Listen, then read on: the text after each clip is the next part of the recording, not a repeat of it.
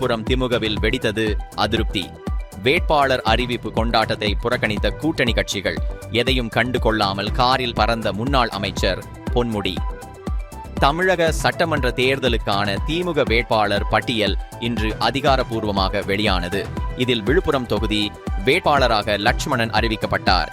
இதனைத் தொடர்ந்து விழுப்புரம் காந்தி சிலை முன்பாக திமுகவினர் பட்டாசு வெடித்து இனிப்புகள் வழங்கி உற்சாகமாக கொண்டாடினர்.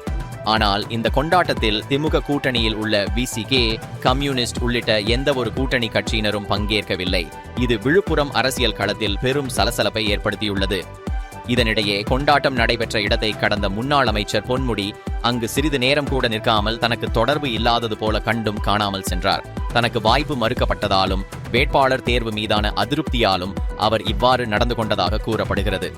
தேர்தல் தொடங்கும் முன்பே எழுந்துள்ள இந்த உட்கட்சி மோதல் மற்றும் கூட்டணி விரிசல் விழுப்புரம் திமுகவில் பரபரப்பை பற்ற வைத்துள்ளது.